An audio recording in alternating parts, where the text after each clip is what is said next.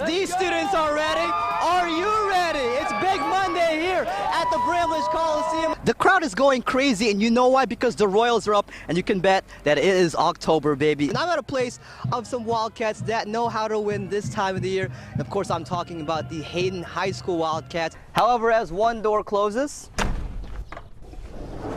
another door opens, and the future is bright here for everyone involved in the program. It was frigid temperatures, but you know what? It was all worth it. The Chiefs beat the Raiders 21-13, and guess what, Matt? They're in first place in the AFC West. 410-pound tight end. How fast? Yeah, I would not want that. That's like a Coke machine coming at you. A guy that the Royals want to see. It's not a guy anyone wants to see. Dallas Keuchel is like a transformer at Minute Maid Park, 15-0 in the regular season. So these three girls will try to represent the capital city well when a junior roller derby Olympics start on Tuesday. He's pretty quick, has some pretty good speed. He's talking about senior Cole Larson, who in the past 2 years achieved something his school has never seen. He's the only one to be back-to-back All-State as a pitcher, and the youngest All-State Panther ever in Concordia baseball history. Cole has performed so well that you wouldn't bat an eye that something was wrong. Way to lay off that. Coincidentally, 8 years ago, Cole didn't bat an eye. I don't see what's the big deal. I can still see. But that time, something was actually wrong. I was about to go deer hunting. I was sighting in my rifle, and my dad was like, "Why do you keep looking out of your left eye? I'm shooting right-handed." I was like, "Well, I'm left eye dominant." At first, Cole's father thought he was just messing around. But then later on, he gave Cole another test. I actually found out at your mom and dad's. We took him there, and they had a newspaper sitting out, and I asked him if he'd read the small print, and he couldn't read that when he closed his left eye, so I knew we had a problem. Thinking he needed glasses, Cole was brought to an eye doctor, where it was revealed that the issue was much bigger. Found out that I had a detached retina, and they're not sure what happened, and basically blind out of my right eye. A rare condition, as it affects less than 200,000 Americans per year, and mostly common to people over the age of 40. As it set in a little bit, and I noticed like the doctors and everything were freaking out, I was like, oh, this is a little scary. To prevent it from getting worse, Cole immediately underwent surgery.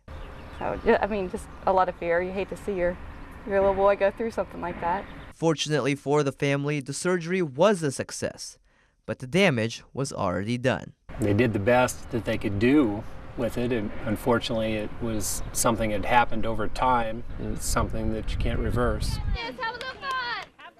Let's say you block your left eye. Right. What can you see? I can make out that there's kind of a person there, but I can't tell anything else from that. Luckily for Cole, his eyes adjusted throughout the years, allowing him to see normally, and most importantly, continue to play sports, even if it comes with a warning. One little thing hits me in the eye and done, can't see. And so he took every precaution to make sure that doesn't happen, such as wearing glasses or goggles. A small price to pay to keep doing what he loves. Why not let this define you? I mean, I'm not gonna let it stop me from throwing a baseball. Everybody at the K was dressed to the nines. So, to keep with the theme, we're going to throw it back and do these Royals highlights the old school way. There's nothing wrong with your TV. These highlights are in black and white as they used to be back in the day. The Royals sporting the KC Monarchs jersey, the Indians doing the Cleveland Buckeyes. That's Indian starter Mike Clevenger, who's making his debut start, and he was dealing. He strikes out Mike Moustakas here to end the threat. After suffering their first loss of the season, can Sporting Kansas City get back on track? They're back at Children's Mercy Park tonight, taking on Real Salt Lake. And you know who's always good? A guy named Benny Feilhaber. How good? That good. Look at that strike from just outside the box. That is his second goal of the season. That was so pretty. Let's take another look as he tails the ball through the defense. Outside of Kansas, many people were sleeping on K-State's Jordan Willis. After what he did today, let's just say those people woke up. highlighted by a 40-yard dash time of 4.53 seconds, will shine in today's NFL Scouting Combine. The Big 12 Defensive Player of the Year also recorded a 1.54 10-yard split, which led all of the defensive linemen. Good evening, Matt. Yeah, it's the calm before the storm here at Bramlage Coliseum. Big Monday between Kansas State and Kansas, a matchup that these students have waited all year for, and as they should be. When it comes to Big Monday here at the Octagon, in recent years, well, it has gone K-State's way. So just for fun, let's look at the history of the Sunflower Showdown games that fell on Big Monday here in the Little Apple. We'll first start with 2011. That's when Jacob Pullen scored 38 points in his senior campaign as Kansas State beat #1 KU 84-68. The next year, Tyshawn Taylor for the Jayhawks stole the show as he scored 20 points to lead Kansas to a 59-53 win.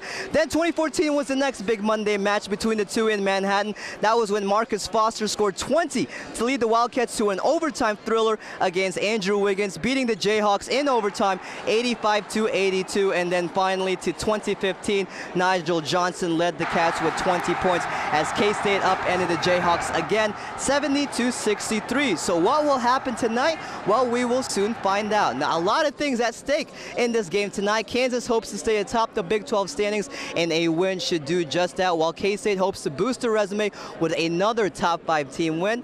It should be a good one, and the Octagon of Doom should be rocking. Reporting live at Bramlage Coliseum, Zaldy Doyungan for KSNT Sports. Matt, back to you.